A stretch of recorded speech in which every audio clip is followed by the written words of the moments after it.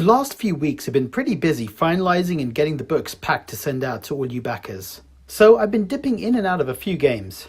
Two games that I played were Waking Violet and Tetris Escape. Very different in style, but both Vita puzzle games. Rather than making separate videos on each of them, I thought I'd tackle them together since some of my thoughts overlap. When I play a puzzle game, I go into each level with the main thought being that every puzzle is solvable.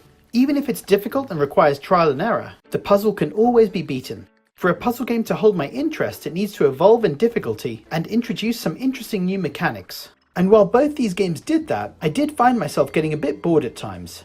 I played both games up to around their halfway points. I found Waking Violet had more challenge than Tetris Escape, and its rewind mechanic was a really useful addition. But the game is just so slow, both in terms of the character movement and also in terms of loading. The load times were particularly painful. It really impacted my enjoyment of the game.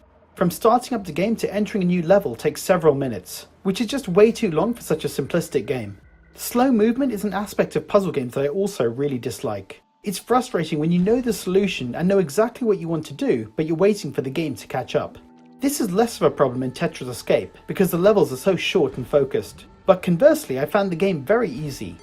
Waking Violet has you control a little girl through atmospheric puzzle rooms to grab the clock on the level and unlock the escape portal. Violet uses her abilities like fireballs, creating a twin and walking on water to get past dangers and finish each room. Tetris Escape is about controlling little blocks and changing the shape of some of the blocks into Tetris-shaped pieces in order to get one piece to the exit. There's also a 3-star system where you collect stars on each level, which adds to the replayability of the game. I've been playing Chasm and Hollow Knight recently too, and over the last few days, Dead Cells. While Violet and Tetris are both cheap, I think my experience with them is diminished by how good Chasm is and how amazing Hollow Knight is.